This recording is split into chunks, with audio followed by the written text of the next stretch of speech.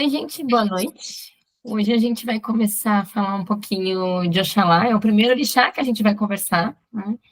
É o primeiro dos 14 orixás que são cultuados na nossa Umbanda. A Umbanda Sagrada, a Umbanda do Rubens Saraceni, ela vai falar em 17 orixás, né? 14 orixás que a gente tem o contato no dia a dia, e o Rubens no final ainda ali da vida dele, já classificou como orixá Pombagira, Mirim e Pombagira Mirim. Então, esqueci, eu estava contando, mas está dado 17 mesmo, tá? Ele vai falar de orixá Exu, orixá Mirim e orixá Pombagira, e os 14 orixás que o Rubens classificou dentro da magia de vida também, tá? Então, a gente vai falar hoje de Oxalá.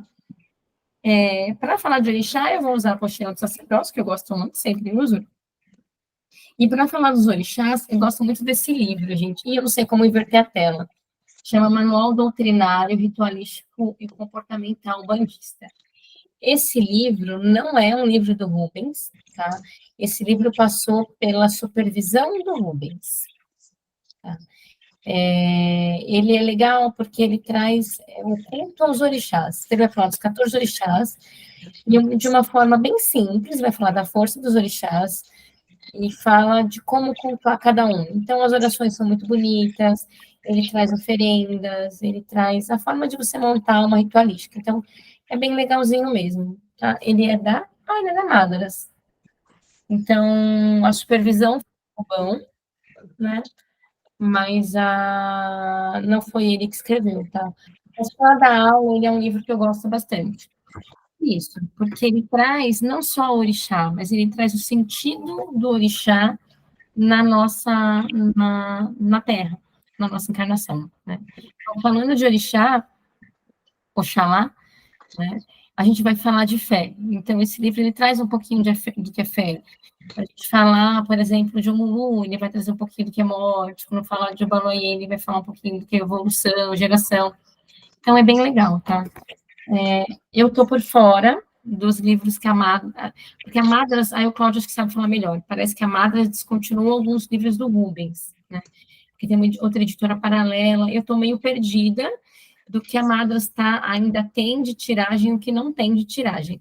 A Silvia tinha comentado que eles estavam até vendendo alguns livros do Rubens lá no colégio. Eu tô por fora de se esse é um livro que ainda tem tiragem ou não, né? Mas, se vocês caçarem no Mercado Livre, sempre tem novo ou usado, tá? Mas é isso. Então, eu vou usar sempre como base esse daqui, certo?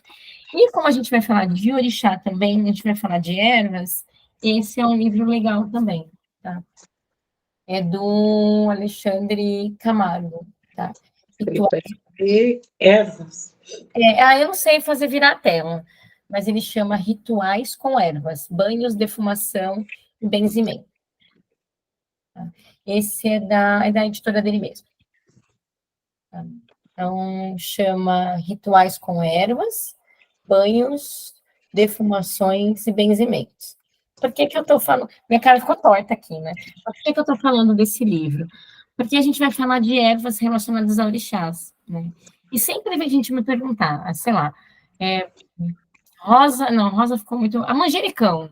De quem é manjericão, né? De que orixá pertence? Esse livro, ele tem o nome científico da planta. Deixa eu ver se eu acho o manjericão por aqui. Ó, por exemplo, manjericão comum, né?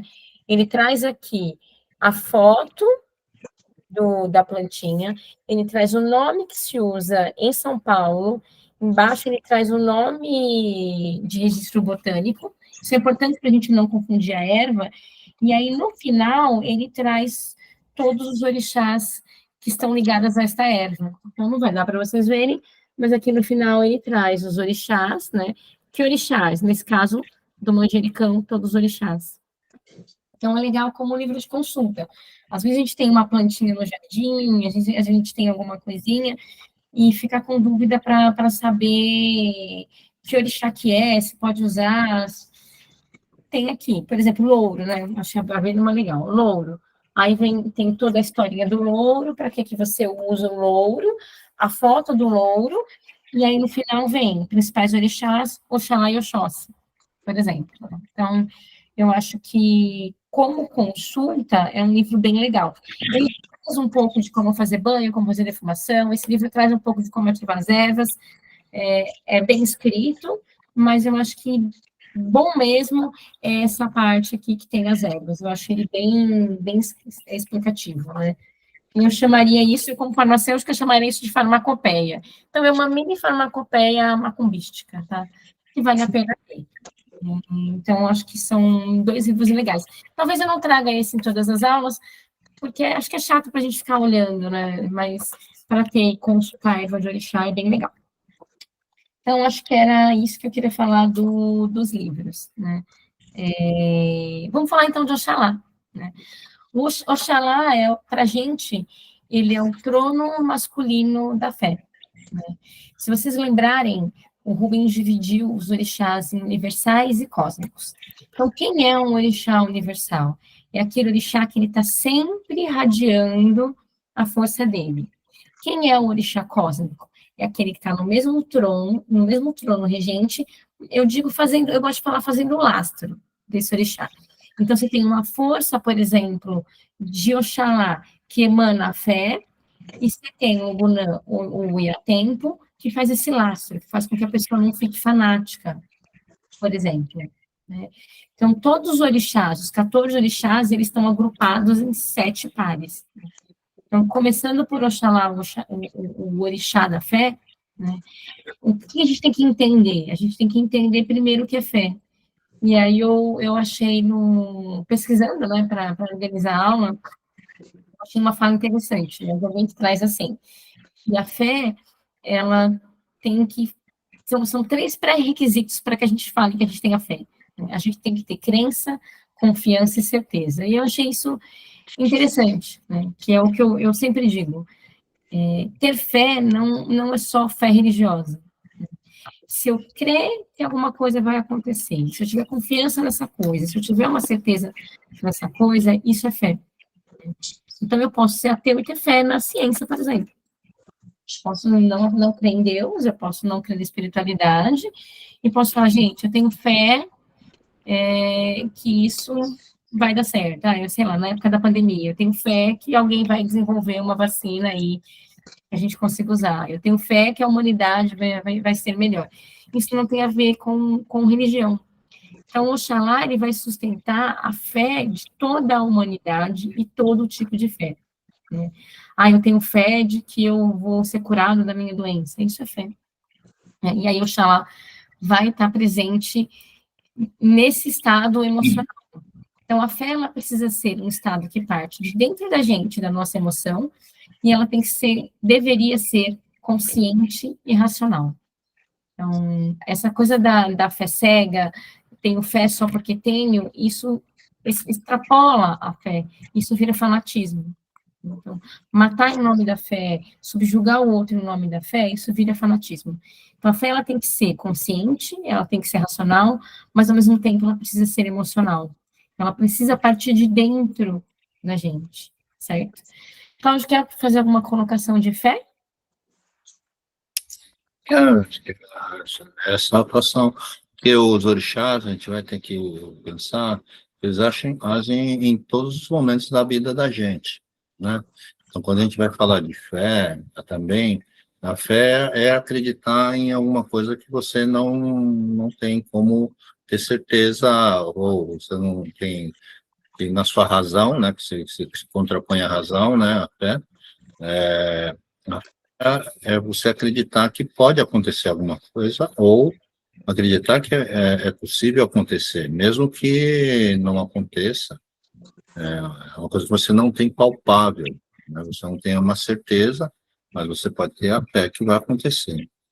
E aí, na vida da gente, a fé vai atuar a todo momento, né? Então, se você acredita que você vai chegar no seu trabalho, você tem fé que você chega lá, né? Vai sair de casa, vai dirigir, vai chegar bem, né? Senão você nem sairia de casa. Então, é por isso que qualquer ato na vida da gente, a gente vai precisar de um estímulo de fé. Porque a fé não é só uma questão religiosa, né? Questão de você poder acreditar em cada coisa. Se você acredita, você pode acreditar numa possibilidade, inclusive, né? Pode ser que não seja uma... Pode ser que não seja uma coisa certa, mas você pode acreditar também numa possibilidade. É fé também, né? Não é só razão, né? Eu tenho fé que eu posso ganhar na loteria. Se eu não ganhar na loteria, se eu tenho certeza que eu não vou ganhar na loteria, eu nem jogaria, né? Você nunca também vai ganhar. Você nunca vai arriscar fazer alguma coisa na sua vida, você não acreditar que é possível conseguir adquirir aquilo. Então, até o funcionar junto de tudo. Então, não é só religião que a gente vai falar de fé. E aí, retomando de novo, Né? né? Perdão? Só em contraponto à fé da parte de Oxalá e acreditar, você tem o contraponto também de Logunã, que seria o balanço, né? Então, acredita que você tem a possibilidade de ganhar, mas você tem certeza que você vai ganhar, você vai na loteria, por exemplo, você vai virar um viciado, vai jogar muito, então o vício acaba sendo um contraponto nisso aí, né? Então não é só o fanatismo, isso é uma coisa de vício, né? É isso mesmo, né? Ninguém vai pensar assim, vou ganhar na Mega da Virada, vou gastar tudo que posso no dia 31, que amanhã eu vou ganhar e pago. Não dá, né, gente? Pelo amor de Deus. Então, a fé vira fanatismo. Mas voltando, então, pensando em Oxalá como força, né, o que acontece? O Rubens colocou os orixás como forças na natureza, como irradiações divinas de Deus. Mas, lembrem do que o Cláudio falou em uma das aulas, no terreiro eu tenho certeza que ele falou, para que a gente entenda melhor essas forças divinas, essas forças de Deus, nós, seres humanos, damos características humanas, nós humanizamos as forças provenientes de Deus.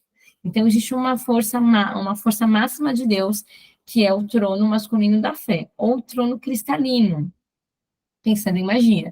Isso é uma irradiação, né? Isso é uma força. Só que para que a gente consiga compreender melhor, o que nós, como seres humanos, fizemos? Demos uma persona, demos uma personalidade, criamos uma identidade para essa força, certo? Que aí vira o orixá, Oxalá. Não sei se fica claro para vocês. Então, na Umbanda Sagrada, não existiu um ser que encarnou na Terra chamado Oxalá. Na Umbanda Sagrada, Oxalá é uma força, é uma irradiação. Mas, lembrem, existem vários tipos de Umbanda. Pode ser que em outras Umbandas, em outras religiões de matriz afro, vocês possam escutar histórias diferentes e formas de ver diferentes, e está tudo bem, né? Mesmo agora, a gente vai começar a falar de cor, de ponto de força, de dia da semana, e aí pode ser que isso também não bata com outras Umbandas. A Jéssica está precisando no trabalho e não vem. Então, pode ser que vocês vejam isso diferente, pode ser que vocês percebam algumas diferenças em relação a isso, tá? Então, eu vou sempre passar a informação de vocês que eu tenho da Umbanda Sagrada, da Umbanda do Rubens, certo? Então, voltando, ele é um orixá universal, e ele está presente no trono masculino da fé, e ele tem ligação com a irradiação do que é cristalino. Como sendo um orixá universal, ele vai sempre atuar sobre todos os seres, né? E aí, por que é que a gente sempre canta para Oxalá, por exemplo, na gira, né? A gente abre e canta para Oxalá e não canta para todos os orixás, né? Quem é que decidiu que Oxalá ia ser aí o principal. Se vocês lembrarem de como a gente monta o altar, a gente põe o Oxalá em cima, e embaixo a gente põe os orixás regentes do sacerdócio, por exemplo, né? Porque a Umbanda entende que Oxalá é o orixá, e eu vou botar entre aspas, principal. Porque sem fé não existe religião. Então, por isso que ele seria um orixá, entre aspas, principal. Se vocês lembrarem da lenda da criação, lembra? Olorum pediu para Oxalá criar o mundo. Oxalá veio criar o mundo, mas dormiu no meio do caminho. Exu foi lá, passou na frente dele e chegou primeiro no mundo. E depois chegou Oxalá.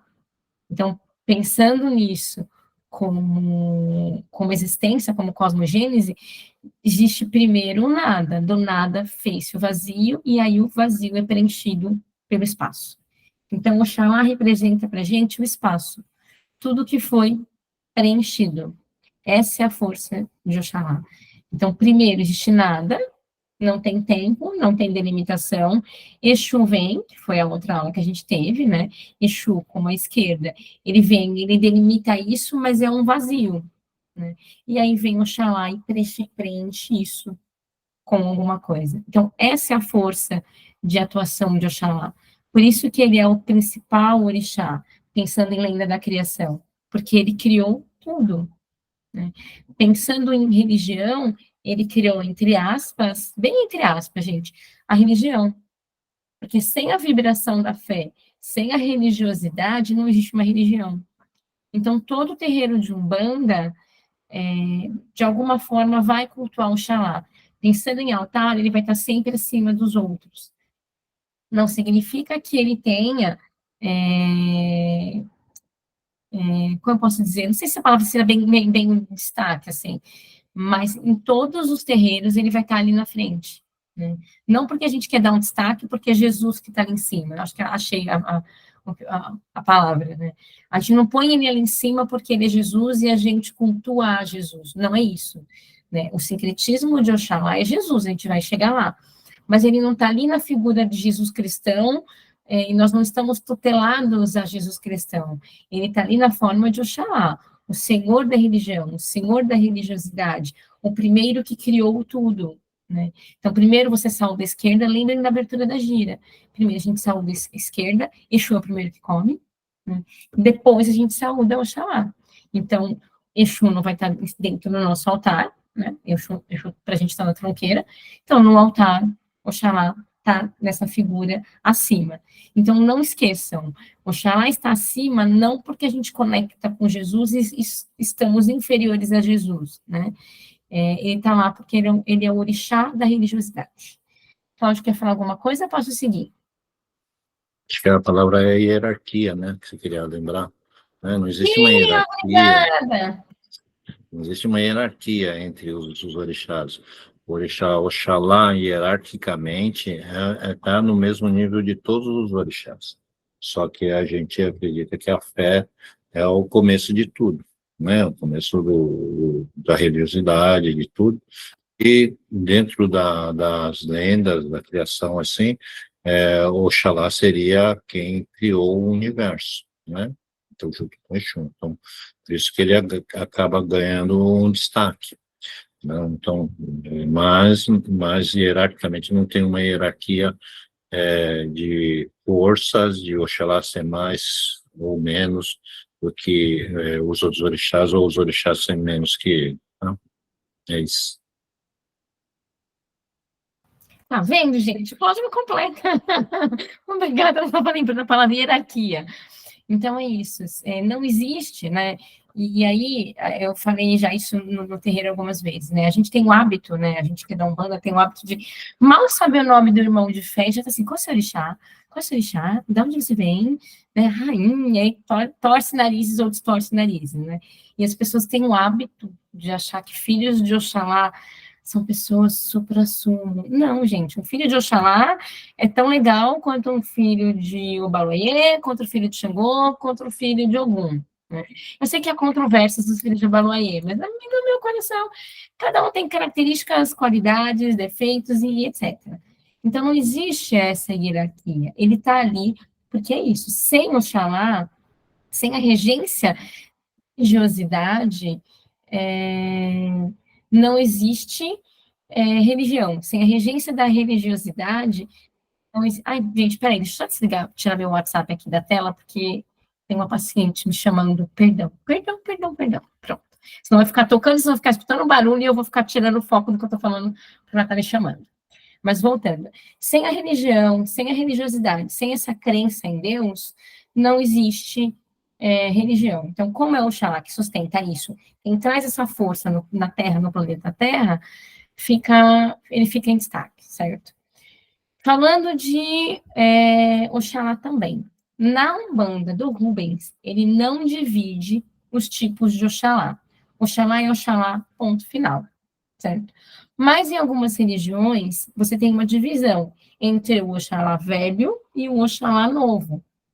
Então, são dois orixás diferentes. Então, vocês já ouviram ou vão ouvir falar alguma vez de Oxaguian e Oxalufã. Tanto Oxalufã quanto Oxaguian são orixás que usam branco e são orixás funfun, são orixás Oxalá. Tá? Funfun também é um termo muito usado no candomblé para esses orixás que usam branco. Tá? Então, Oxaguian, ele teria características diferentes de Oxalufã. Né? A cor dos dois é branca, mas o Oxaguian, ele usa branco e azul. Como persona, como personalidade, eles também são muito diferentes. O Oxalufã, ele é mais vaidoso, mesmo sendo um orixá funfun conectado ao Oxalá. Ele é vaidoso, ele é um orixá da guerra, ele é um orixá brigão, né? Como personalidade de filho, por exemplo. Os filhos de Oxaguian, eles tendem a ser encrenqueiros, tendem a ser mulherengos, né? Já o Oxalufã, ele tem mais a carinha do Oxalá que a gente cultua, que é aquele Oxalá mais velho, que é aquele Oxalá que vem mais curvadinho, que é o Oxalá que é aquele pai amoroso, porque na Umbanda a gente sempre tem essa impressão que Oxalá é um pai amoroso, né? Oxalá é quem acolhe, né? É o velhinho, bonzinho, vozinho, amoroso, né? E é isso, em religiões que tem o Xalufã e o Xaguian, o Xalufã até é essa figura mais paternal, mais amorosa, mais boazinha, mas o Xaguian não. O Xaguian é a juventude, é a determinação, é a garra, é a briga, é a discussão, tem um outro perfil. Tá? Mas na nossa Umbanda, a gente junta tudo com Oxalá. O que acontece? Que na incorporação, vocês podem ver no terreiro os dois tipos, tanto o Oxaguian quanto o Oxalufã. Então, como incorporação, vocês vão ver alguns Oxalás curvadinho, que parece que vem com um cajadinho, ou vem com uma bola de cristal ali na mão, eles vêm mais lentinhos. Esses são os orixás, Oxalás mais velhos. Alguns vêm andando ereto, caminham, andam melhor. Se eu não me engano, o Oxalá do Cláudio, ele tem um perfil mais Oxaguian. Ele vem mais reto, ele caminha melhor, ele tem um outro tipo de incorporação. Então, vocês vão ver os dois tipos de radiação, os dois tipos de forças incorporadas no terreiro. Tá? Mas a gente cultua os dois como Oxalá. Certo? Gente, se tiverem dúvidas, vocês vão me parando aí, tá bom? Então, não tem problema nenhum. Certo? Então, voltando. Pode falar, Marcos. Falou em dúvida, dúvida tem. Me diga uma coisa, quando você fala em masculino e feminino, em psicologia, se fala em masculino e feminino não como sexo, homem e mulher. Fala em masculino e feminino com características masculinas e características femininas, que todos nós temos. Homens e mulheres têm características masculinas e femininas. Então, quando a gente fala nos Oxalás, a gente fala masculino e feminino como sexo, como efetivamente homem e mulher, ou características masculinas, que são características do homem mais característica mais empreendedora, mais fazedora, e a característica da mulher de mais lógica, de mais observação do todo, de mais reflexão, etc., e amparo, e etc. Então, você tem as características femininas e as características masculinas. Novamente, a gente está falando em personalização dos Oxalás ou está falando nessas características? quando a gente fala de feminino e masculino na Umbanda Sagrada, a gente está falando de polo, de polaridade, positivo e negativo, não como mal e bom, né? Quando a gente personifica, que a gente dá gênero, e aí eu dou o gênero feminino ou dou o gênero feminino. Oxalá é um orixá do gênero masculino, porque ele irradia positivo. Não tem nada a ver ai, como se diz? Me ajuda com as palavras hoje, Cláudia. A dengue não está me ajudando. Eu não estou falando de característica de guerreiro. Sexual, masculino, feminino. Não estou falando de nem sexo. Então, tô falando energias masculinas e energias femininas. Eu estou dizendo assim, que como energia, ela é uma energia positiva, né? Como energia positiva, ela é masculina. Como energia negativa, ela é feminina. Como um ser yang, ele é masculino. Como um ser yin, ele é negativo. Ele não está falando do gênero. O gênero quem determinou foi o homem. Nós determinamos Oxalá como um ser masculino, como um ser de gênero masculino. Mas é uma determinação humana. Como energia, não. Então, quando alguém foi personificou o Oxalá como um homem. Agora, não pelas características da sua representatividade dentro da sociedade. Então, a mulher como um ser lógico, a mulher como sendo a cuidadora, a mulher e o homem como sendo o guerreiro, provedor. Por isso tem Yansan, por exemplo. Yansan é a mulher guerreira, é a provedora, é a que vai para a guerra, se lembrar do ponto, né? O ponto fala o quê? Quando Yansan vai para a guerra, até os cavaleiros, até os homens param para ver ela passar, para ver ela guerrear. Então, não é só pela força de determinação e batalha, né, que eles determinaram o gênero do orixá. É mais como energia. É uma energia masculina de Yansan, certo? Não, Yansan é feminino. Não, eu sei, mas eu digo, mas essa característica dela... Sim, seria uma mulher yang. Isso, seria uma mulher... É yang, exatamente. Isso. Para mim é mais fácil explicar com o Yang. Eu acho que já existe uma nomenclatura para isso dentro da medicina chinesa, né? Você tem dois gêneros, você tem um gênero que é feminino e um gênero que é masculino, você tem um corpo feminino e um corpo masculino, por mais que isso seja dificílimo de você determinar, né? Porque você tem variações hormonais, genéticas, você tem variação de genitália, e você colocar pessoas nessas caixinhas é difícil. Mas vamos colocar só para simplificar a explicação. Você tem mulheres e homens, né? E você tem força yin e força yang. Você tem um homem yin ou um homem yang. Você tem uma mulher yin ou uma mulher yang. Não tem problema, né? E aí você tem um orixá, por exemplo, Oxalufã, que ele seria um orixá de gênero masculino, né? Mas se você pensar na característica dele, que é uma característica inventada pela sociedade do que é o papel da mulher, ele seria yin. Então, ele é acolhedor, ele é caseiro, o Oxalufã, né? Ele é quem traz para o acolhimento, ele é quem traz para o cuidado, ele não é um orixá da guerra, né? Só que isso quem determinou é a cultura e a sociedade. Então, mesmo dentro da medicina chinesa, você nomear características para o que seria o padrão de uma mulher, ou nomear características para o que seria um padrão de um homem, é muito relativo. E aí a coisa vai para um outro caminho mais delicado. Mas não sei se fez sentido para você, Marcos. Fez? Então, e essas características masculinas e femininas, elas elas são características energéticas, né? Então, elas estão presentes, tanto no Oxalá, tanto o aspecto masculino como o feminino.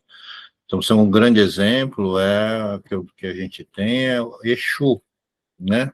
Exu, ele é dono, ele cuida do vazio, né? Então, quando teve a criação do universo, não tinha nada. Quando se criou, a primeira coisa que se criou foi o vazio.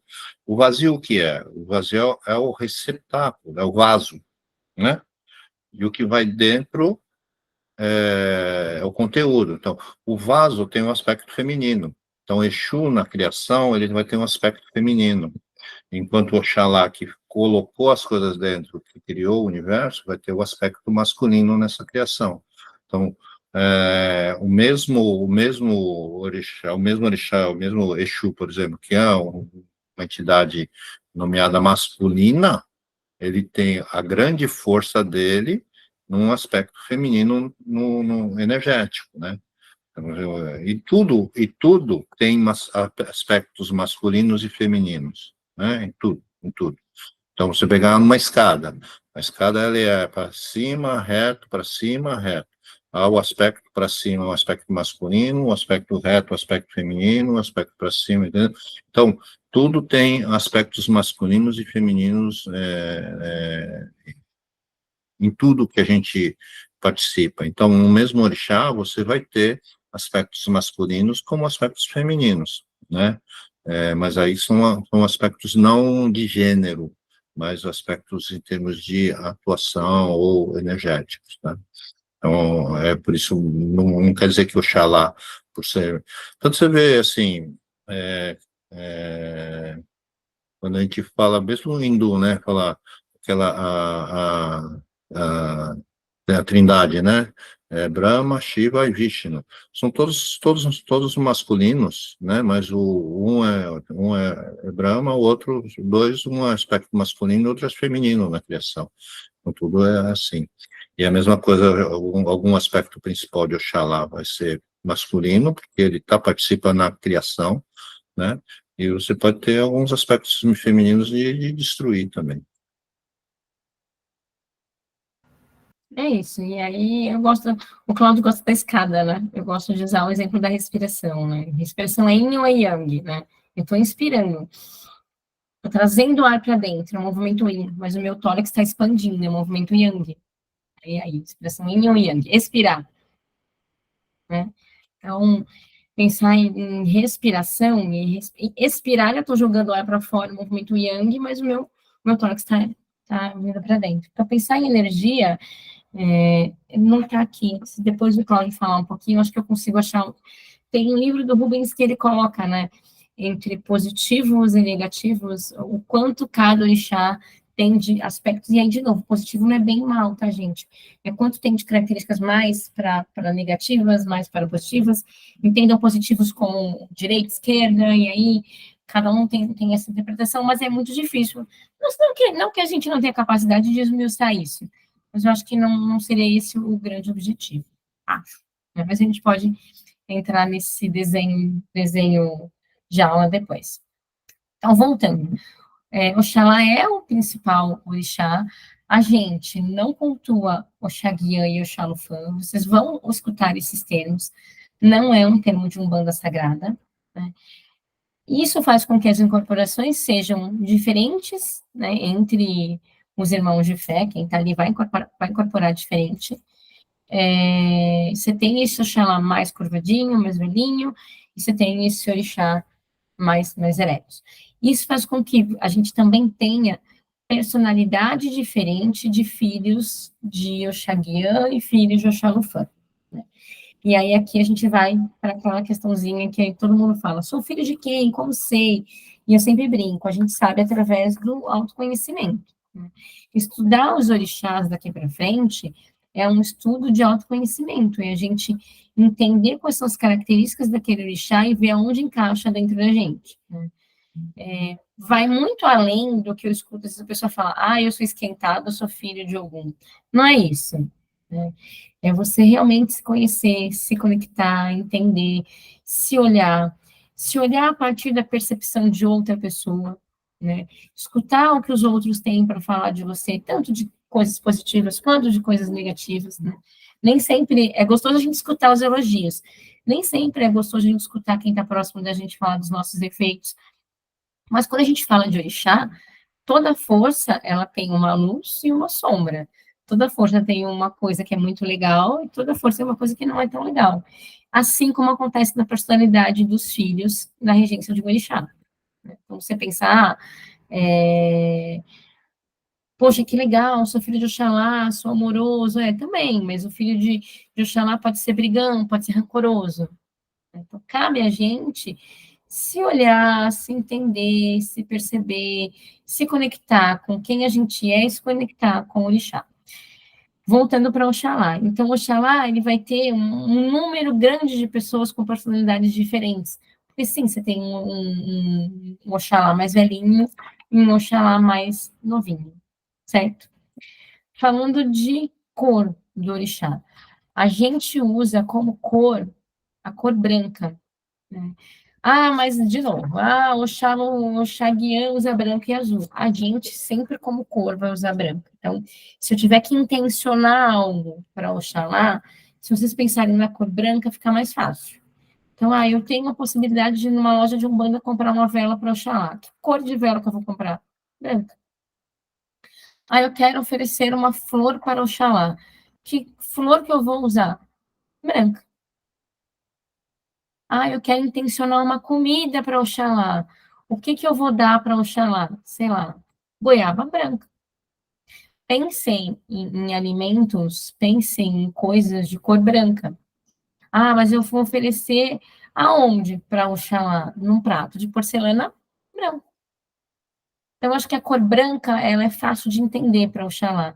Então, pensem nisso, né? Pensem que, claro, lembra, a força, ela não vai julgar vocês se eventualmente vocês errarem. Putz, eu queria tanto acender uma vela para Oxalá, acendi uma vela azul escuro, e agora? O Oxalá vai vir brigar comigo? Não. Ele conhece o nosso coração, ele sabe das nossas intenções. Mas, se a gente tem conhecimento, foquem em Oxalá para o branco, certo? Comida de Oxalá, normalmente a gente faz canjica, né? Canjica é aquele milho branco, vocês sabem que é canjica, né? E o banho de Oxalá também a gente faz banho de canjica, né? É muito bom um banho de Oxalá no ori, na cabeça, né? Para organizar. Ruim para o cabelo das meninas que tem um cabelinho, talvez assim, que deixa o cabelo zoado, porque a canjica ela tem um amidinho e aí o cabelo fica bem ruizão, sabe? Mas tomar um banho da água da canjica é uma delícia. Querem dormir em paz? Façam um dia de banho de sal grosso de ori, né? Pode fazer ori sem medo. No outro dia você faz um banho de canjica. Nossa, você dá um reset e depois você se enche de energia. É muito gostoso, gente. É muito, muito, muito bom. Tirando o cabelo, quem faz um coque, faz um penteado diferente. Se alguém perguntar, passou gel. Mas é isso. Então, de banho, eu gosto muito do banho de canjica. Existem outras plantas de Oxalá, eu mostrei para vocês o livro, né? Aqui tem um monte. Eu gosto muito de boldo. Não aquele boldo do Chile, de folha durinha, aquele boldo de folha peludinha. Eu chamo aquilo de boldo. Se alguém conhecer com outro nome, me dá um spoiler aí. Aquele que tem uma folhinha assim, e ele é coisadinho do lado, assim, e ele é meio peludinho, aqui eu chamo de boldo, né? E o outro da folha durinha eu chamo de boldo do Chile. O boldo também é conhecido como tapete de Oxalá. Também é uma planta que dá para vocês tomarem banho, não é uma planta tóxica. Sei que muita gente já deve ter tomado aí chá de boldo e é amargo, né? Mas para banho é bem legal. Então, eu não quero tomar banho de canjica, que seria o mais legal, né? O mais adequado, tomo um banho de boldo do Chile, tá? Aqui no livro vocês vão achar outras ervas, né? Tem, sei lá, deixa eu ver, abrindo uma aleatória. Colônia, o boldo, que mais? Benjoim, anis estrelado, é legal, bem legal para Oxalá. Então, por isso que o livro é talvez importante para que vocês tenham, certo? Pontos de força de Oxalá. Pontos de força de Oxalá vai ser sempre o campo aberto, né? Então, a gente oferenda Oxalá sempre em campo aberto. Lembrem, Oxalá criou tudo. Então, tudo faz parte de Oxalá, né? Campos abertos, lugares abertos, são lugares que vocês podem oferendar Oxalá. Lembrando que, eu já falei isso, mas eu vou repetir, toda oferenda é de responsabilidade do filho que largou lá. Vou fazer uma oferenda biodegradável, faça algo pequenininho, que não agrida a natureza, pensando em coisas que vai virar humus depois, né? Mas eu quero dar para Oxalá um prato de porcelana branca. Cabe a vocês, 15 minutos depois, ir lá recolher aquilo. Tá? Um bandista não suja a natureza. Nós cultuamos a força da natureza, nós cultuamos a natureza. Tá? Eu quero muito fazer. ou faz no cantinho dos orixás, que lá já tem uma equipe responsável por recolher isso.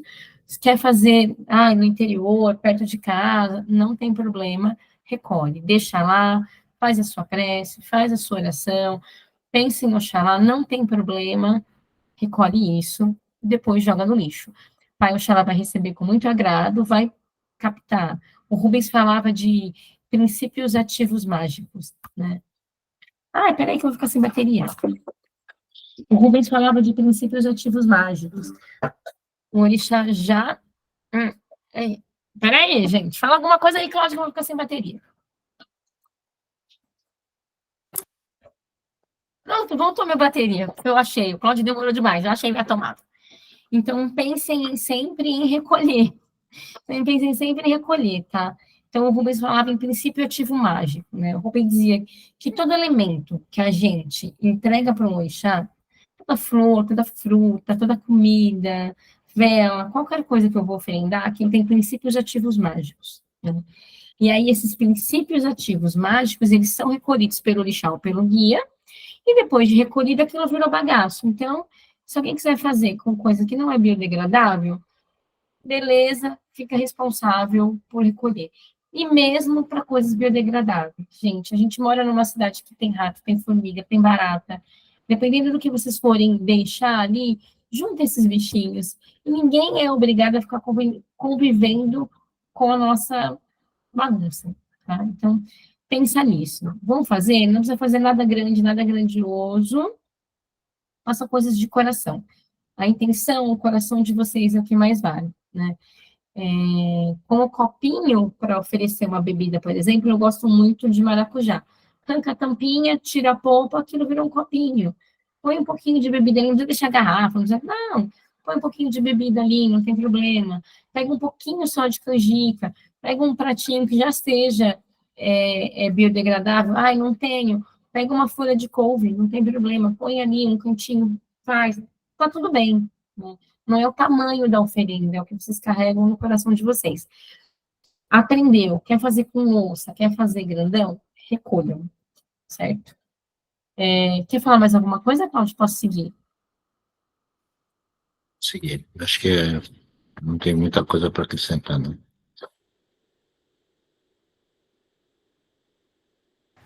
Seguindo no meu roteirinho, o dia da semana de Oxalá, né? Todo mundo vai falar da sexta-feira. E tem algumas vertentes de religião africana que as sextas-feiras todo mundo usa branco por conta de ser o dia de Oxalá. Lembra? É o orixá que a gente mais respeita, né? E aí a gente reserva a sexta-feira, que é o dia de Oxalá, para usar branco.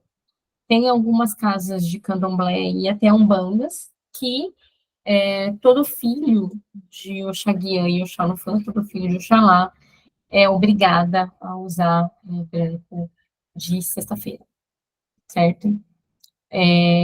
Apesar de que eu achei na apostila do sacerdócio dizendo que o dia de Oxalá é domingo, tá?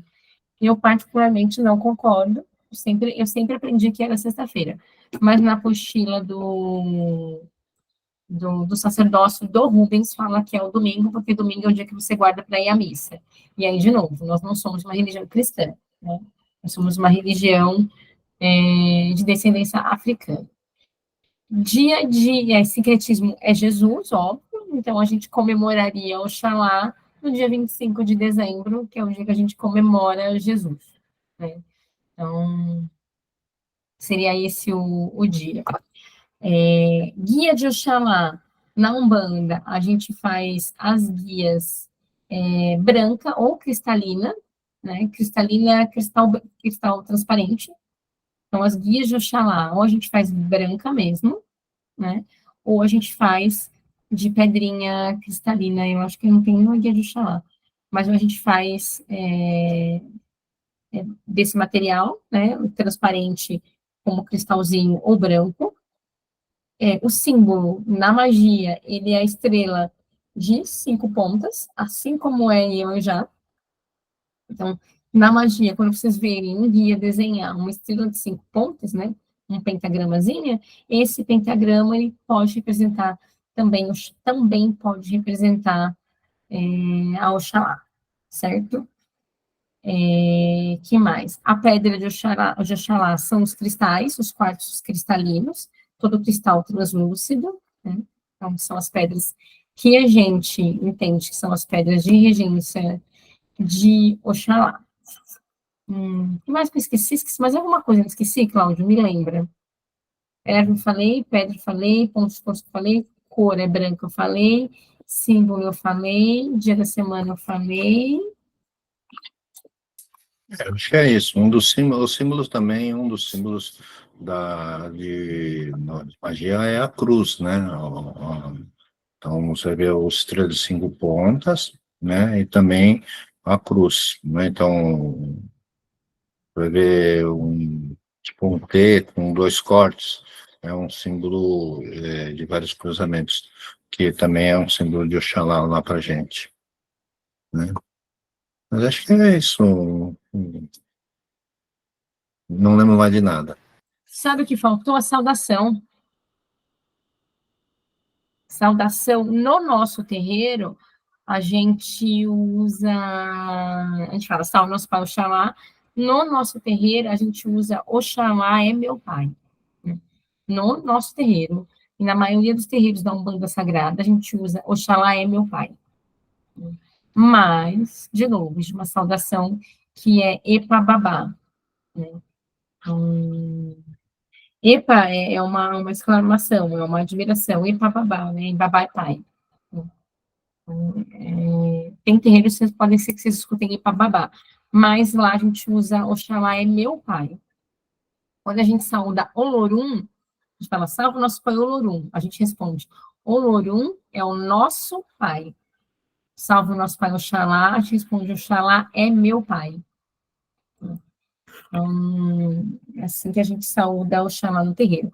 A cruz que o Cláudio está falando é essa daqui, ó. Essa ficou torta. Mas essa também é uma cruz de Oxalá. Se dá para vocês verem aí. Peraí.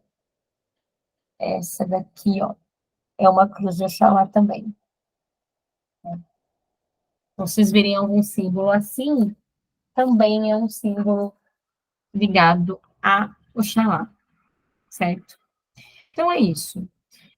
Oxalá é o criador, né, de tudo que existe, ele tem essa força, ele tem essa irradiação cristalina, ele tem essa irradiação de fé sobre todos os seres, certo? Vou fazer a colinha dos filhos, que eu sei que todo mundo sempre muito curioso, né? Então, eu vou ler, porque decorar, para mim, dos 14, não consegui. Então, Oxalá, no positivo, são amorosos, alegres, compenetrados com tudo que fazem, emocionam-se facilmente, se compadecem com o sofrimento alheio, acreditam em todo mundo, são persistentes, apreciam festas, apreciam reuniões calorosas, passeios, boa mesa, gostam de roupa da moda, buscam companhia de pessoas alegres, são leais, são inteligentes e decididos. Os filhos de Oxalá não gostam de pessoas falsas, não gostam de pessoas pouco conservadoras, não gostam de conversa chula, não gostam de trabalho pesado, e em lugares fechados. Certo? Então, essas são as características, mais ou menos, dos filhos de Oxalá. Filho de Oxalá no negativo. Ranzinza, briguento, frio, perverso, agressivo, vaidoso, perigoso. Então, vejam, mesmo Oxalá tem um lado sombra. Né? Então, apesar de ser o grande ser, o grande criador, até ele tem um lado sombra. Certo? Falar de orixá é mais rapidinho, né, gente? Eu acho que é isso. Cláudio, tem alguma coisa para dizer? Falo das linhas. Acho que é de Oxalá, de Orixá, é isso, não tem muita coisa, né? Porque senão a gente vai começar a entrar em candomblé, e aí foge um pouco do coisa, né? Começar a falar lendas de criação, esse tipo de coisa. Mas a gente tem na nossa visão a questão da criação do universo, né? Então, a questão da criação do universo, ele trabalha junto com Exu, né? Então, o Exu cria o vazio, por isso que ele vem antes, é o primeiro, e Oxalá vai criar o universo. Então, a nossa tríade é essa, no nosso terreiro, né? Da Trindade, né? Que é o Lorum, Oxalá e Exu. Então, são três masculinos, quando que Exu vai fazer o aspecto feminino da criação, e Oxalá vai fazer o aspecto masculino de preenchimento, né? Depois falar dos guias, né? Da coisa, acho que já de Oxalá mesmo, eu não vou entrar nesses de Zila, essas coisas que acho que não é nossa, não faz parte do nosso da Umbanda Sagrada, né? Na Umbanda Sagrada não tem Kizila, porque a irradiação divina é uma irradiação divina. No Candomblé, por exemplo, Oxalá tem Kizila com azeite de dendê, né? Porque tomou uma lenda que o Exu brincou com ele e derramou azeite de dendê na roupa dele, né? Tem uma outra lenda que na criação, Oxalá foi criar o universo e Exu deixou ele com sede, ele foi tomar bebida acho que é palmeira ou de uma árvore lá que é o alcoólico. E aí ele se embebedou e perdeu o rumo das coisas. Então, por isso ele também tem que ir lá com bebida alcoólica. Então tem algumas coisas desse tipo, mas acho que não é nosso foco da Umbanda Sagrada. A Umbanda Sagrada não tem esse tipo de coisa. Tá? É isso. E aí, lembrem, né? Lembrem que a gente falou lá atrás, quando a gente puxasse os orixás, a gente ia puxar uma linha que tivesse ali dentro do orixá. Né? Oxalá não sustenta nenhuma linha dentro do terreiro de Umbanda. Ou, se vocês preferirem, ele sustenta todas as linhas, né? Como ficar mais confortável no coração de vocês. Não sustenta todo mundo, porque ele é a própria religião, ele é a própria religiosidade, né? Então sustenta todos. Ou não sustenta ninguém, existe uma linha específica na regência de Oxalá. Então, nós vamos puxar, na gira que vem, os caboclos pena branca, que são os caboclos de Oxalá. Né? Um exemplo, né? Para que vocês seguirem melhor, a gente dá um nome de uma linha de caboclos. Mas, por exemplo, tem caboclo pena branca, tem caboclo lua branca, tem cabocla da lua, cabocla pedra branca, são todos caboclos e caboclas de Oxalá. Tá? Então, a gente fala o pena branca só para dar um norte para vocês, né? E o caboclo das sete encruzilhadas também é um caboclo de Oxalá. Né? Então, só para vocês terem um norte de que tipo de caboclo que a gente vai puxar. Lembrem que até agora a gente treinou receber a irradiação, treinou receber incorporação de guias que estariam tutelando a gente durante o curso. Então, é o caboclo que ajuda vocês no curso, é o Exu que estaria ali responsável por ajudar vocês no curso. Né? Não necessariamente é o caboclo ou guia que vai acompanhar vocês nos atendimentos, caso vocês estejam em alguma corrente mediúnica, certo? A partir de agora, o que a gente vai treinar é incorporar dentro de uma linha, né, por exemplo, dentro da linha de caboclos, a gente vai treinar um pouquinho a incorporação daquela força daquele orixá. Para vocês entenderem. Caboclo tem de todas as 14 linhas. Eu tenho caboclo de Oxalá, de Logunã, de Nhansã, de Ogum, caboclo de Oxóssi, caboclo de Obá, caboclo... Todas as linhas eu tenho caboclos. Mas cada orixá, a gente vai tentar trazer a percepção de que é um ser diferente que vocês vão estar incorporando.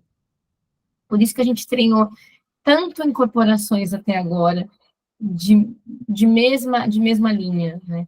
Para que vocês fossem se familiarizando com essa sensação de estar incorporado. Agora, a gente vai começar a compreender que Oxalá é uma força, ela é sutil, a gente vai incorporar essa força, certo? Como orixá, e dentro dessa irradiação orixá, os caboclos vão vir irradiando dentro da força de Oxalá.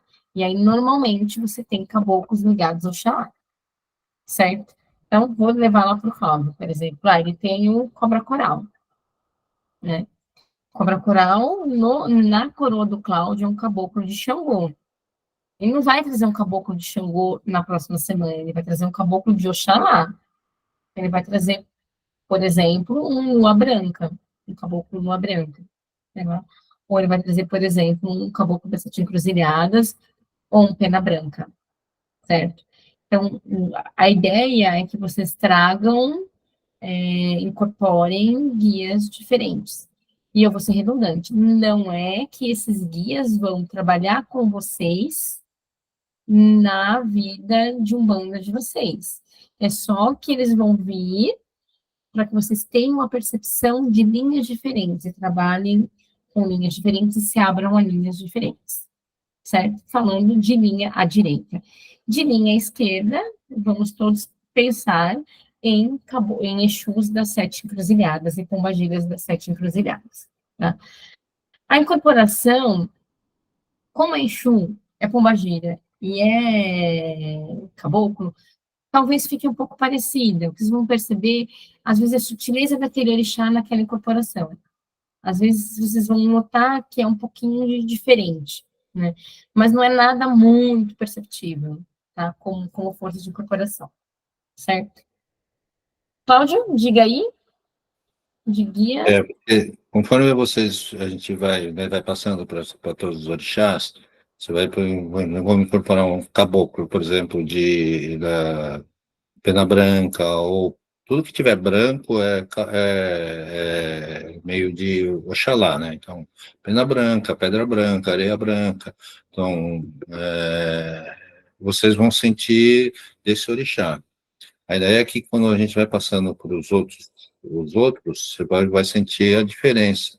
Então, quando a gente, por exemplo, você vai ver que um caboclo pena branca, ele tem uma energia muito diferente de um Birajara peito de aço, por exemplo, que é um caboclo de Ogum. Então, quando vocês a ideia do desenvolvimento é vocês sentirem essas diferenças. Então, vocês sentindo essas diferenças, vocês vão sentir uma sutileza nessas incorporações, que é bem diferente. A gente vai ver que, mesmo sendo Exu, né, todos os Exus não são todos iguais. Cada Exu, dependendo da regência que ele trabalha, ele vai trazer uma energia diferente, você vai sentir. Cada caboclo que vier numa energia diferente, você vai sentir uma energia diferente. Então, o legal do desenvolvimento que a gente faz é vocês sentirem essa diferença. Então, não vai se preocupar porque vai ser o primeiro. Então, talvez não vão sentir grandes diferenças, mas com o tempo, a gente vai trazer penas brancas para o terreiro, para vocês sentirem a energia de um pena branca.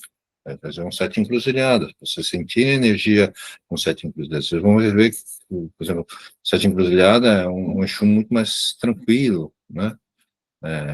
Diferente de um pinga-fogo, que é um Exu mais bravo. Essas diferenças vocês vão sentindo com o tempo.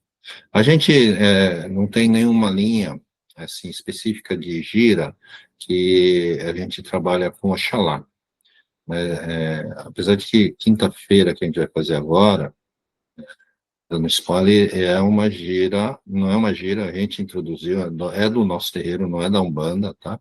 É um trabalho com mestres, e aí esse trabalho de mestres, ela é sustentado na força de Oxalá, né? Mas ela não é da Umbanda, tá? Você não vai ver esse tipo de trabalho em nenhum outro terreiro, tá? É só para tirar uma coisa que a gente vai fazer quinta-feira. É um extra ball.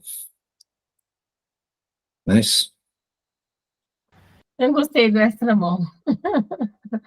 Gente, dúvidas de Oxalá, perguntas de Oxalá, é o primeiro orixá que vocês estão tendo contato, né? Eu queria trazer, tem que trazer, né? Tem que relembrar essa coisa um pouco do ponto de força, de cor, isso aí, só vocês jogarem no Google, mas também trazer um pouco dessa questão de fé e da força do orixá na nossa vida. Então, se tiverem dúvidas, perguntas, levantem a mãozinha. Realmente, a aula de orixá é uma aula mais curta, não sei se eu posso falar curta, mas não sei se estão tão quietinhos. Hoje, acho que a aula ficou curta e está todo mundo quietinho. Diga, Adri. Olha, fé é tudo, viu? Semana passada eu disse que eu ia entrar segunda-feira numa cirurgia de urgência, fazer uma pedra no rim. Ele está aí desde dezembro com ela e ela não saía. E na última gira, o boiadeiro do Cláudio falou que ia tirar. Só que já estava tudo certo. Hoje, ontem, segunda, entra via PS, já marca a cirurgia.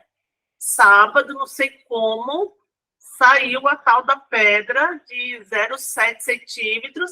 Ela parecia assim, ó, uma sementinha até com a pontinha para sair. Foi uma coisa assim, e ele falou, e eu não senti dor para sair. Ele falou assim, eu não tive dor. Foi surreal. Aí eu falei, não, isso é muita fé, porque o médico mesmo falou, se em 10 dias não desceu a pedra, não foi embora, tá lá parada, vai ter que tirar. E ele já é apavorado para isso, né? E, olha, saiu. Oh, graças a Deus saiu. Foi uma coisa assim que a gente não esperava. A gente não esperava realmente. Ele até ficou emocionado. Ele falou, gente, como que saiu? Não tive dor. Foi só uma pressão. Ele falou assim, e foi embora. Ah, que bom. Fico feliz que ele está bem. Sim, Muito. tá bem. Tá bem, Sim. mas eu falo nada com má fé, né? Que a gente fala, ó, tá numa fé, o merecimento também, né? Acho que tudo isso, né? Eu acho que é o que você falou, Adriana, é a fé, né? Quando a gente fala de fé, a gente fala muito de confiança, né?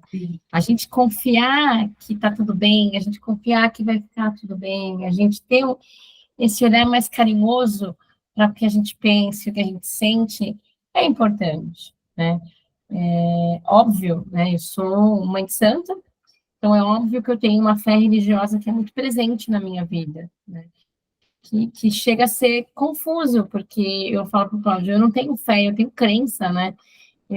Para mim, a espiritualidade vai além de fé, né? Eu sei que isso existe, eu sei que isso está lá, eu vejo, eu escuto, aparece aqui na minha casa, então, tá ali. Né? Ele falando com o médico, saiu, não vou mais fazer, não. Eu parei minha pedra, parou a dor, vida que segue. Aí o médico falou, como saiu? Ele falou, não sei, saiu. Não tive nem dor, saiu. Simplesmente saiu. Ele até mandou uma foto, ele mediu na régua. Ele tá aqui, ó, na régua. Era a pedra que você achou na ressonância. Mas é isso. Isso é ter fé, né? E aí, se a gente quiser levar para um outro lado, né, o lado da medicina, hoje as pessoas compreendem que você ter fé durante um tratamento médico, você ter fé, ter religiosidade, né? Lembrem, fé não é religiosidade, mas você ter uma religiosidade, você conseguir ter fé dentro de um amparo ali de luto, ou até mesmo de um amparo de doença é muito importante, né? O Cláudio fez. Eu não fiz todas as magias com o Rubens, gente. Eu fiz algumas só, aí o Rubens morreu, e as outras magias eu acabei fazendo por aí, com o Cláudio, enfim. Mas eu acho que a magia dos. Qual magia que é, Cláudio, que o Rubens fala que tem de 7 portais, que a gente tem um portal dentro da gente? Acho que né? Não fez 7 portais com o Rubens. Mas ele lembra dele ter falado isso. Mas, enfim, eu acho que são 7 portais. O Cláudio vai me corrigir se não for.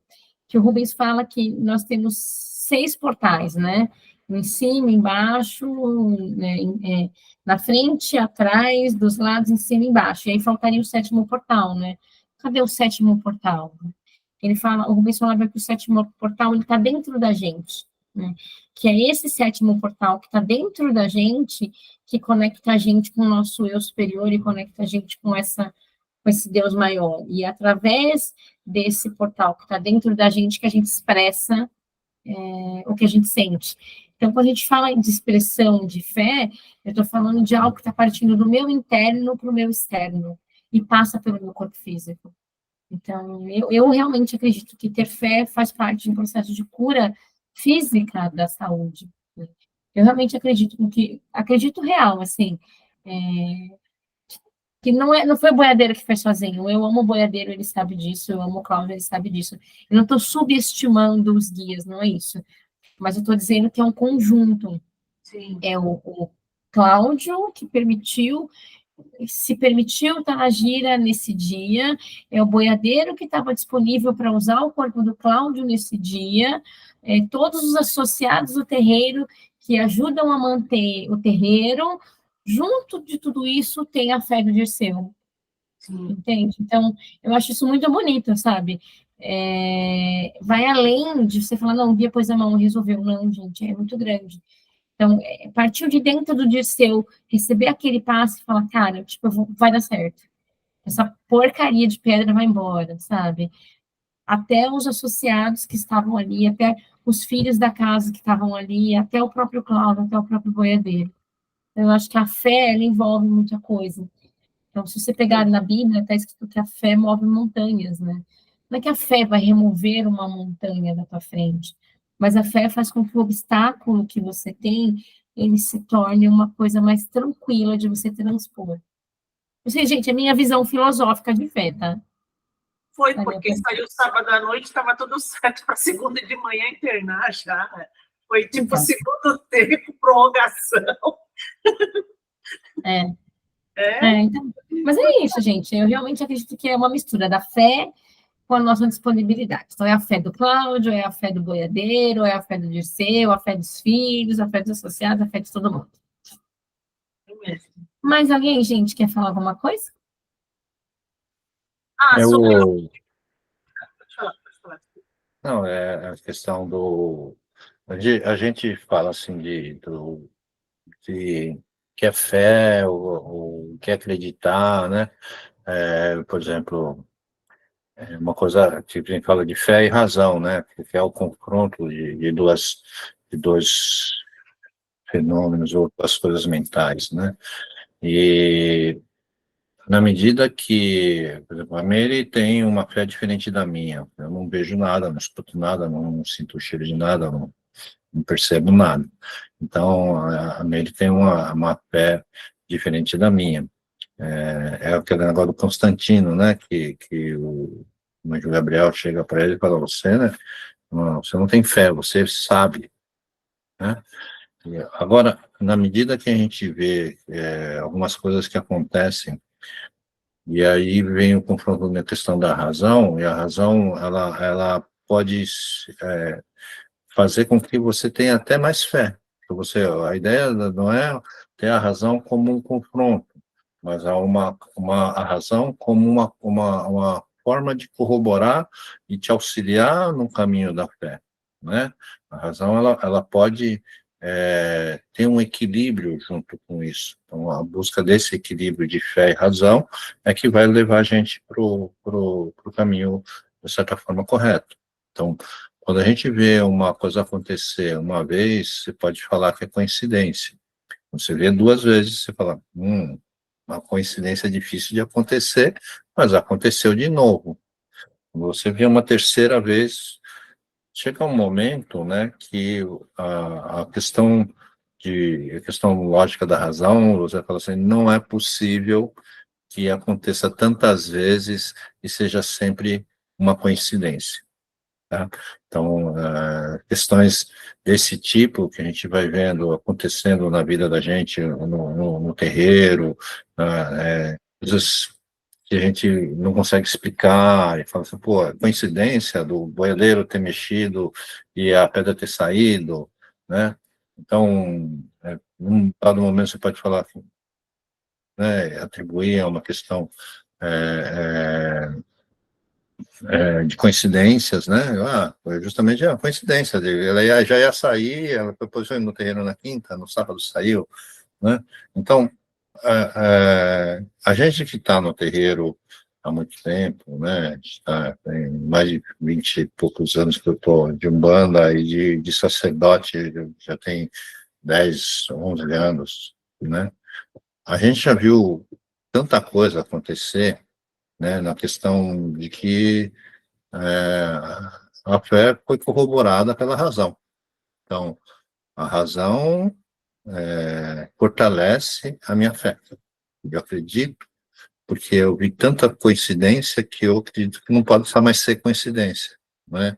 Então, esse entendimento de que a razão não é absolutamente um confronto com a fé, ela é importante. A gente entender que a razão pode ser um instrumento para que a gente concretize mais ainda a fé nas coisas que a gente tem, tá? Então, é só um adendozinho, né? Hoje, assim, por mais que eu fale assim, não enxergo, não ouço, mas eu tenho uma fé corroborada por uma coisa de razão. Eu tenho uma fé que foi corroborada por uma experiência de razões, né? Uma experiência de ver muita coincidência que, num dado momento, eu falo assim, não pode mais ser coincidência. É uma coisa que é uma coisa que existe realmente, tá? Então, essas coisas desse tipo, Adriano, a gente já viu um monte de vezes, né? Mas é isso, né? E aí, quando a gente fala das sete portais, a gente vai falar também a questão das sete encruzilhadas. Eu já falei isso no terreiro, né? Por que sete encruzilhadas? Porque, na verdade, são sete caminhos, né? Sete encruzilhadas são sete caminhos. A gente tem, o dado tem 6 lados, né? De cima, embaixo, direita, esquerda, frente e atrás. E o sétimo caminho? O sétimo caminho é aquele que é o caminho de nós mesmos, o nosso entendimento, é o nosso caminho, o principal caminho é o caminho que a gente esquece de ver, porque a gente só consegue pensar em 6 caminhos, a gente nunca atribui as coisas ao sétimo caminho, que é o sétimo, é o sétimo, o mais importante, né? E por isso que o 7 é um importante número, né? Porque o sétimo é o nosso lá dentro.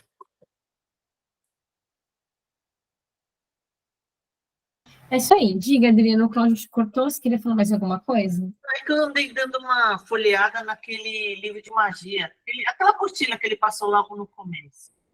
Essas magias, assim, a gente pode experimentar fazer em casa? Então, essas magias, assim, eu iniciei vocês, né, daqui dessa turma só esse nome.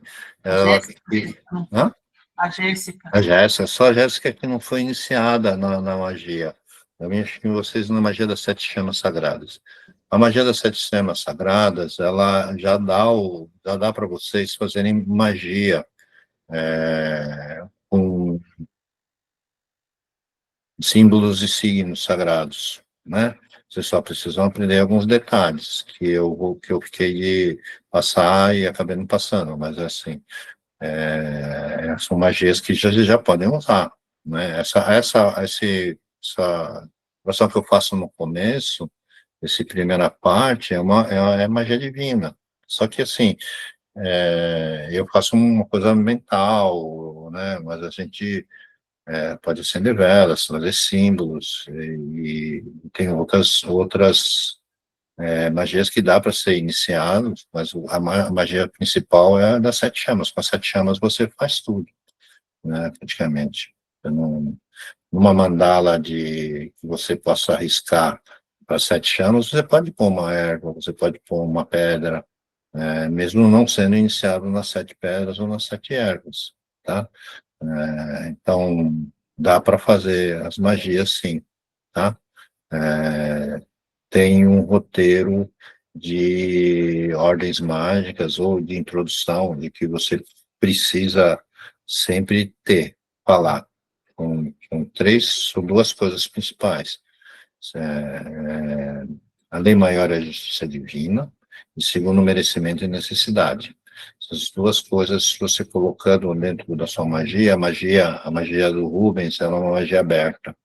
Ela é uma magia aberta porque ela tem uma consciência que vai filtrar. Então, se você pediu mal, uma hora ele não vai funcionar, ele não funciona mais. Mas ela, com essa consciência, ela vai seguir uma justiça divina, né? De maior justiça divina, e vai ver o segundo merecimento e necessidade de cada um. Por isso, ela vai funcionar ou não de acordo com o merecimento e necessidade. Então, com isso, não sobra, não dá problemas para você fazer a magia, né? A magia tradicional tem um grande problema de você mexer energeticamente, e essas energias, elas podem se impregnar, né? Você evoca uma salamandra numa chama, para que ela faça um trabalho.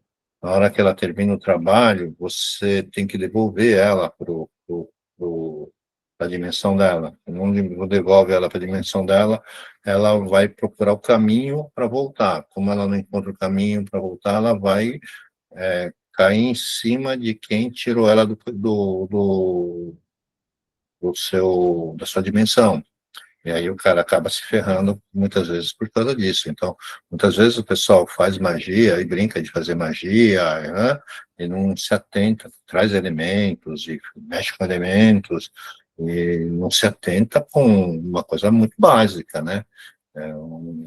Uma mãe salamandra vai ficar pé da vida, porque suas filhinhas salamandras estão por aí, perdidas, não conseguem retornar para a dimensão dela.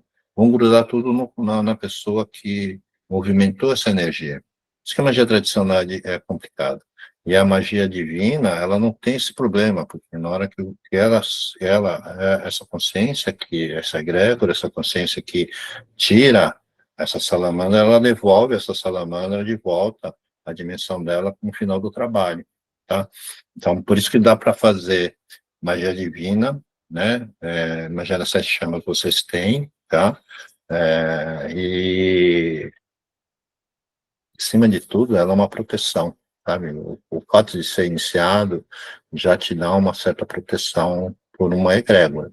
Na medida que vocês forem aprendendo a fazer magia, vocês vão fortalecendo isso. A magia tem que ser praticada, né? Eu fiz todas as magias que o Rubens teve enquanto esteve encarnado aqui, né? Todas que ele lançou, eu fiz. Mas os finais eram todos magias mentais, era tudo muito parecido, né? Então, mas o principal mesmo, a grande parte de entrada é as das 7 chamas, tá? Então, isso aí você já tem, você já dá para fazer, tá? E aí, quando vocês tiverem dúvida, quiserem aprender, a gente vai ensinando, né? Nele também. Mas eu deixei, tem aula do curso, acho que tem 2 aulas que eu deixei para eles fazerem lá no terreiro, atender com magia. Tem no cronogramazinho também. E aí, gente, eu queria propor ler a oração de Oxalá. Eu gosto muito das orações desse livro. E aí eu queria propor ler para vocês a oração ao Oxalá, certo? Só que eu preciso pôr meus óculos, porque eu já sou uma senhora idosa. Eu tenho presbiopia e eu não enxergo mais de perto, tá bom? Mary. Oi. Mary. Oi, sou eu, Ju. Uma pergunta? Deve. Eu já ouvi falar de Zambi. Zambi é considerado Oxalá ou é considerado... esqueci o nome. Olorum. Olorum. Zambi é Deus. Deus é Olorum. Oxalá, para a gente, não é Deus. As pessoas confundem muito isso, né?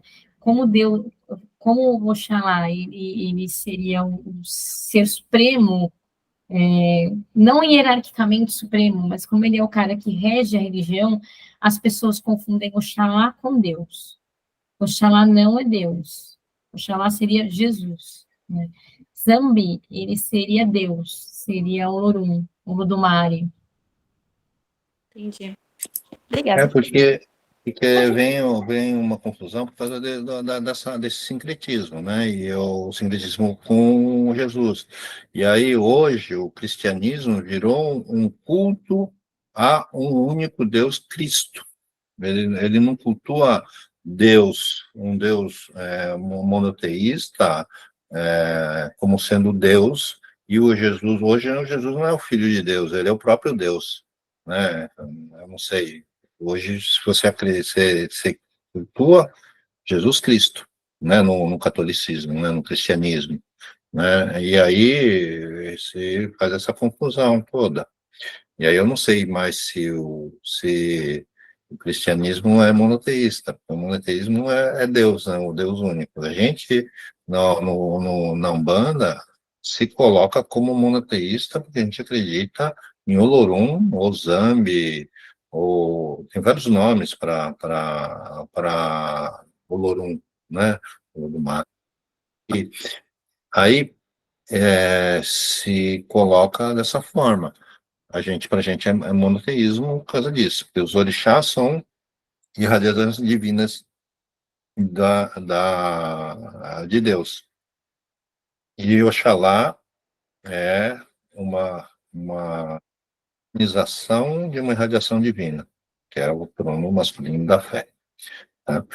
Mas Deus mesmo Deus para a gente seria o Lorum, que estaria acima de tudo, que na verdade ele é tudo, ele é nada, ele é o infinito, ele é o finito, ele é a lâmpada, é a luz da lâmpada, ele é a parede, ele é o átomo, esse é o nosso Deus, no nosso pensar, né? Ele é a criação de todas as energias partem dele. E aí cada átomo, cada vazio, cada buraco, o nada, né? O nada é Deus. Depois você tem um vazio que vai dentro do nada. Então Deus tá acima de tudo. Então Deus é tudo. Deus não é a gente não vai, não coloca se Deus como uma humanização. A gente humaniza Deus como Deus, como uma palavra, mas assim, né, Deus seria cada átomo, cada molécula, cada espaço vazio entre os elétrons, cada próton é Deus. Tá? Então, é isso. Pegando o gancho com... Já vou te dar a palavra, Marcos. Pegando o gancho com o Cláudio, eu sempre falo desse seriado, gente. Quem tiver Prime Video, assiste American Gods. É muito, muito bom. Tem um livro, eu não tenho um livro, ainda não li o livro, então eu não consigo indicar o livro, tá? Parece que me falaram que o livro é muito melhor até que o seriado. E aí é isso que o Cláudio está explicando de uma forma de seriado. Deus é uma força maior, né? Deus é a lâmpada. Deus é a lâmpada porque a partir de Deus todas as energias são irradiadas. Então é uma piada interna minha do Cláudio falar que Deus é a lâmpada. Porque Deus é alguém, é algo que irradia para que o universo seja construído. Deus é uno, né? Deus é o primeiro ali que está irradiando tudo. Né? Mas, para a gente, ser humano, compreender Deus, a gente humaniza ele de acordo com a nossa necessidade. Então, o Deus do Velho Testamento é um Deus punitivo, é um Deus do mal que matava pessoas. Se vocês lembrarem, na Bíblia está escrito que Moisés, né, subiu lá para pegar os mandamentos lá no morro, e desceu, as pessoas estavam cultuando lá o novilho, Deus veio e matou todo mundo. Né? Deus mandou não sei quem, acho que é Isaac, matar o próprio filho. Então, a humanização de Deus, não como força, como característica humana, quem dá é a cultura onde nós somos e estamos inseridos.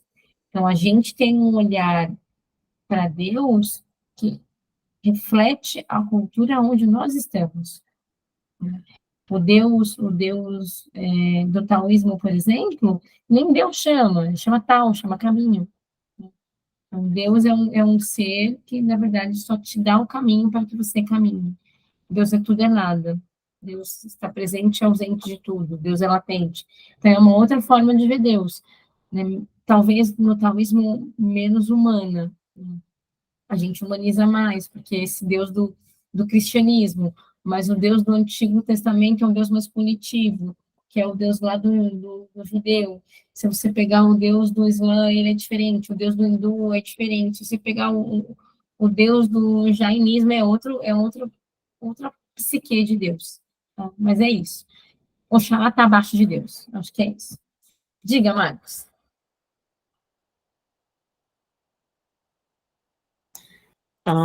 Eu gosto sempre de olhar sobre nossa agência como seres humanos, quer dizer, como o nosso poder de fazer na nossa conexão com o divino. Quer dizer, a gente é feita a imagem e semelhança do divino, e então a gente, quando está conectado com o divino está sempre por aqui, está sempre nos abraçando no nosso redor, e nós estamos conectados ou não. Quer dizer, isso aí é a questão da conexão, é a conexão nossa, não é a conexão de lá, que a conexão lá está sempre aberta, né? Então, no caso de Disseu, por exemplo, quer dizer, como é que a Umbanda vê isso? É o boiadeiro que fez o processo da eliminação da pedra, ou foi a fé que conectou com o divino através do boiadeiro e empoderou o Disseu a fazer isso? Quer dizer, é uma diferença sutil, quer dizer, mas no fundo é empoderar, é nos empoderarmos a sermos agentes, da mesma forma que a gente humaniza Deus e cria tudo isso que você descreveu agora, muito certamente. Quer dizer, a gente cria... A medicina, por exemplo, olharia para um médico que não acredita nessas coisas, olharia para Disseu e diz, olha, placebo. É como se fosse um remédio, uma suquinha que você tivesse tomado, e diz, olha, a pedra vai sair. Você acreditou, a pedra saiu. Quer dizer, e é uma maneira muito ateia, muito fácil de explicar. Quer dizer, mas conectando isso do ponto de vista energético e do ponto de vista do divino, foi uma conexão dele, claramente, que se conectou naquele momento e ele se tornou imagem e semelhança de Deus. Ele conseguiu fazer algo que talvez fosse, entre aspas ou sem aspas, impossível de fazer pelo tamanho e pela forma que a pedra estava ali. Mas, de alguma forma, ele, fisicamente, o ureter dele, o rim dele, expulsou aquilo ali de uma maneira divinamente perfeita. Mas ele como agente, ele por causa da conexão dele com o divino, e não o boiadeiro fazendo isso. Então, a Umbanda acha que o boiadeiro fez isso, ou o boiadeiro foi o agente dessa coisa toda que eu passei aqui meia hora falando. Sim, a gente já viu fenômenos antigamente na Umbanda ou coisa, a questão dos fenômenos físicos eram muito mais presentes, né? Hoje a gente vê que a ideia não é que tem muitos desses fenômenos físicos, porque a busca não é essa, né? Mas, assim, existe efetivamente, Marcos, uma energia, uma força que ela não, que se a gente pensa que a matéria é energia, existe uma força possível de mobilizar uma matéria, tá? Uma força energética, né? Então, se a gente fala assim, é só a fé do Dirceu, não, talvez aquilo que foi feito possa ter sido feito através de uma energia que se roda dentro de um terreiro, né? A gente consegue ver essas coisas dentro de casas espíritas, tudo, né? Mas essa força, ela existe, é uma força que a gente é mágica, não sei se é mágica, mas assim, da mesma forma que você vai numa litotripsia, e vai ter um som, e vai bater o som, vai destruir, você não está vendo nada, é só um som, através de vibração sonora, vai lá e quebra uma pedra do Veriza. Cálculo Não renal. teve, um cálculo renal. Então, essas ondas, essas energias, elas existem. A única coisa que eu acho que, assim, tudo tem uma razão de ser, né? Quando a gente fala em religião, aí a gente está falando de bem e mal, certo e errado. O fato de a gente ter uma religião, a gente tá, assim, a gente se coloca numa questão de certo e errado, bem e mal, né? Porque se a gente falar só de energias, a gente não vai precisar, porque aí o bem e o mal é relativo, né? O certo e errado é relativo, né? Então, quando a gente vai para uma religião, a gente vai buscar alguma coisa de fé, de dizer o que é certo, o que é errado, ter alguns limites de certo e errado, alguns limites de bem e mal, né? Agora, a religião, ela serve muito para isso, para gente, né? Não é só acreditar que existe energia, porque energia existe, o rádio existe, tudo existe, né? Aí existe assim, qual a mensagem? Assim, tudo na vida a gente tem que pensar assim, qual a mensagem que tem que crescer dentro do meu coração, né? Qual a mensagem que vai crescer dentro do coração do Dirceu, né? Que serviu um trabalho que dissolveu ou eliminou uma pedra? É só uma coisa física? Não. Existe alguma coisa que é dele, que é do Dirceu, entendeu?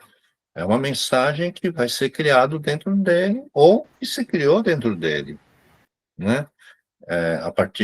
Não é que é a partir disso, mas muitas vezes acontece porque existe uma necessidade da pessoa despertar alguma coisa, né? Através de um fenômeno físico, se desperta nele, desculpa, Adriana, eu falar do céu, né? Mas assim, que não era uma coisa que eu estava para falar, mas assim, desperta nele uma questão de fé, entendeu? Então, se ele um dado momento estava em dúvida e ele precisava de uma coincidência, e essa coincidência desperta nele uma fé, e uma fé que vai fé numa religiosidade, numa coisa que existe realmente, né? Uma cura de um câncer, desperta e muda a cabeça, o coração da pessoa, né? As pessoas que são curadas dentro de um terreiro de umbanda ou de um centro espírita ou numa igreja evangélica, não importa. As pessoas muitas vezes são curadas, elas despertam na pessoa alguns caminhos, né? Que elas vão seguir diferente do que seguiriam se não tivesse tido essa experiência. Então, essa experiência ela pode acontecer porque esses fenômenos físicos podem acontecer muito facilmente em várias questões, mas ela acontece porque existe uma razão para isso. E é uma razão individual para quem passou por aquilo.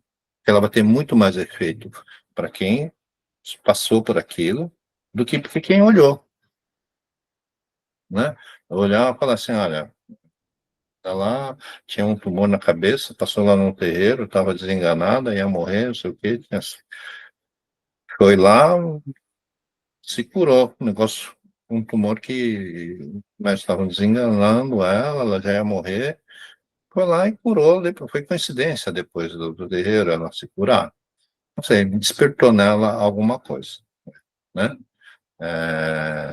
Mas para a gente que está olhando, foi uma coisa. Para os outros, vão falar, coincidência, você viu uma vez. Mas para a pessoa que viveu aquilo, aquela menina saiu de lá, falou assim, eu não vou morrer porque o Cobra Coral falou que eu ia fazer medicina. Não foi? Ele fala isso.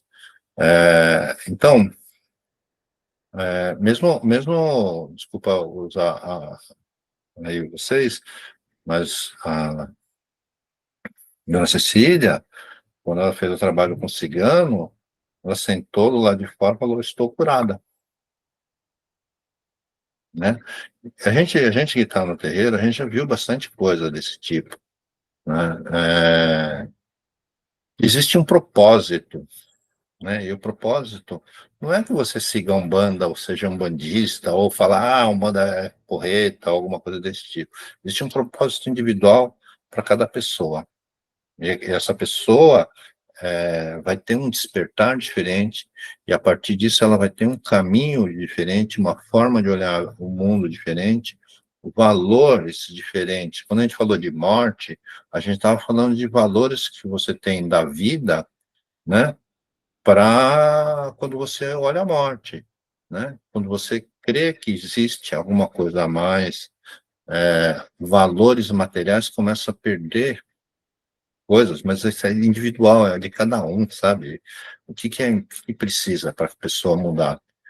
Às vezes faz uma coisa dessa, muda a cabeça da pessoa. Eu acho que o fenômeno físico em si, o fato de acontecer uma coisa que pode acontecer, mas a razão dela que a gente tem que viver. E a razão é individual, igual para cada um, né? E cada um vai viver, vai ver o olhar de uma forma diferente, vai perceber de uma forma diferente, vai afetar o coração e a mente dessa pessoa diferente para cada pessoa. Eu acho que é só isso.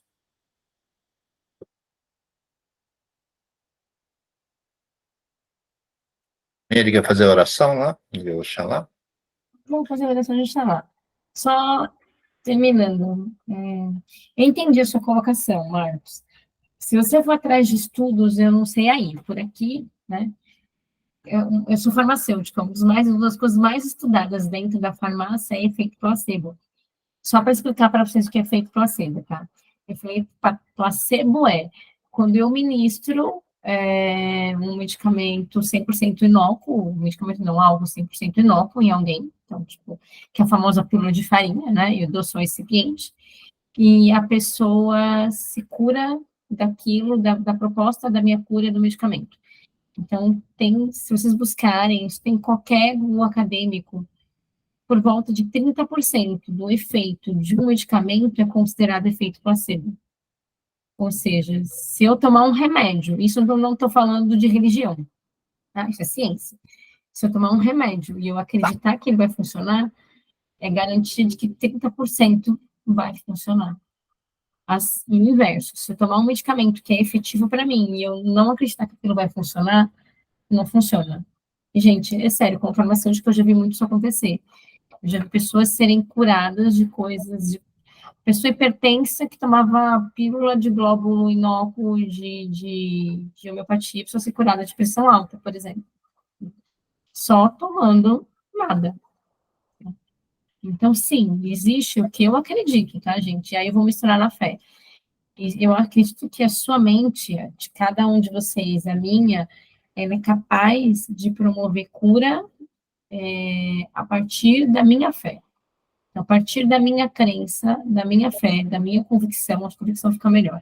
A partir da minha convicção, que é o efeito placebo, eu consigo me curar. Agora, se isso fui eu mesmo, ou se isso é uma interferência divina de Deus, eu não sei. Efeito físico é muito comum em terreiro de Umbanda. Muito comum. A história que o Cláudio contou da menina é uma amiga minha, né? E a menina hoje está terminando a faculdade de medicina e ela tinha um câncer inoperável e ia morrer em 6 meses. E foi no terreiro, fez a cirurgia espiritual no terreiro e hoje está aí, não tem mais nada, o câncer calcificou, o médico falou que foi um milagre. Resumindo a história. Tá? Mas o que foi? Foi o cobra coral? Foi o caveira? Foi a fé que ela teve? Ou tudo isso é Deus? Se eu pensar que Deus é tudo e está presente em todo mundo, se eu pensar que o boiadeiro é Deus, que eu sou Deus, não foi Deus, ainda assim, que providenciou essa cura? Não foi Deus que providenciou o terreiro cobra coral aberto num feriado? Porque a história é essa, né? O terreiro estava aberto no feriado, que não ia ter gira, o Cláudio resolveu abrir gira, Eu estava na casa de uma amiga, e o Cláudio convocou a gira, e eu falei, gente, tchau, preciso ir pro terreiro. As minhas amigas todas foram, a Cacá na época tinha 17 anos, eu acho, e ela não podia sair de casa, que ela tinha feito a cirurgia para drenar, funcionar um pouco do tumor, ela já estava sem fala, estava ficando cega, e aí ela teve alergia ao grampo, então o crânio estava aberto, com risco de ter uma meningite, era uma situação caótica. E a menina com 17 anos falou, eu vou pro terreiro e acabou, mãe. Brigou com a mãe, brigou com todo mundo e foi. Será que isso já não é providencial de Deus? Não sei, gente. Será que não foi Deus que fez com que o Cláudio, naquele momento, tivesse um insight e tivesse querido abrir o terreiro no feriado? Não sei, gente. Eu só quero... Eu tentei não dar minha opinião, porque eu não estava querendo liderar, mas para mim não existe coincidência, quer dizer, quer dizer, aí eu estou dando opinião mesmo, não tem coincidência, quer dizer, se eu vou para o terreiro, mãe, é porque ela está preparada para ir para o terreiro e a fé dela já está lá. Em outras palavras, a conexão dela com o divino está lá, certo? E é dessa conexão, é disso que eu estava tentando ver aqui, como é que é essa maneira que funciona, né? E não sei se faz muita importância de como é a maneira que funciona, mas, quer dizer, que é uma conexão com o divino, com energia que é inexplicável para nós, eu não acredito mais, não, eu tenho certeza. Quer dizer, quando eu falo do outro lado da rua, que eu atravesso aqui para ver as experiências que estão aí na universidade, que eu vejo uma atrás da outra, e eu vejo isso aqui, essas conversas nossas, passou a Cecília, vocês estão contando isso, quer dizer, a Adriana está falando do liceu, quer dizer, essas coisas são pá, pá, pá, pá, pá. É como o Claudio diz, não tem coincidência mais, quer dizer, a coisa existe. Aí a questão é, como é que a gente empodera cada um de nós, porque eu acho que isso é fundamental. Porque eu realmente acredito que essa história de a Bíblia falar, você é a imagem e semelhança de Deus, etc., o que a Bíblia está falando é o seguinte, você é Deus, você é uma representação de Deus. Né? Deus se manifesta em você, em mim, eu, todo mundo. Quer dizer, então, se nós estamos conectados com essa manifestação, se nós estamos conectados com essa agente divino, a gente pode tudo. Então, numa situação dessa, é que isso se manifesta porque a gente está em desespero. A gente está precisando, e todas as nossas forças estão voltadas para essa conexão, que é a fé. Né? Isso não tem nada a ver com religião, tem a ver com, obviamente, fé e conexão divina. Né? E a religião é um caminho, várias religiões. Umbanda é um caminho maravilhoso para fazer isso. Quer dizer, mas isso tem o cristianismo, tem o islamismo, tem todos os outros caminhos que eu particularmente não sigo. Tem o budismo, tem isso. Quer dizer, são todos esses caminhos que levam a essa conexão divina. Mas eu vou falar aqui o resto da noite, se eu fico tão entusiasmado nessas coisas aqui. Então, essa... Mas desculpa, Cláudio, mas é isso, né? A gente está falando de fé, porque a gente está falando de Oxalá e a gente está num ambiente de pessoas religiosas, né? Se você for levar isso para céticos, as pessoas vão atribuir ao poder da mente. As pessoas vão dizer que aí é o efeito placebo. A gente não fala de fé, né? A gente fala de poder da tua mente. O quanto a tua mente é capaz, né, de promover cura a partir do momento que você se convence que você vai ser curado. Então, se eu der uma pílula de nada e falar assim, você vai ter dor de cabeça, a pessoa vai realmente ter dor de cabeça. Então, é isso. Eu acho que é só o ambiente onde a gente está discutindo, né? Se é um ambiente cético, científico, se é placebo, ou se é um ambiente religioso, falando de fé de Oxalá. O Cláudio vai terminar, e eu falei que não ia terminar cedo, eu não vou terminar. O Cláudio vai terminar, eu vou ler oração, aí quem quiser ir embora vai, quem quiser ficar... Não, só para complementar realmente, né, que isso realmente é isso, né, que a Camila acabou de falar, ela tirou da minha boca. Mas é isso, né, o quanto a mente, ela é capaz de fazer acontecer, né? Então, a gente tem inúmeros exemplos que a gente pode falar, e aí a gente pode considerar como fé, não como uma questão religiosa, mas é uma fé que você é capaz de se curar, né? Então, mas a mente, realmente, ela é muito poderosa. Se você, a gente faz hipnose, 10 minutos em transe, isso é comprovado cientificamente. Você colhe o sangue do cara, ele tem aumento de glóbulos brancos, né?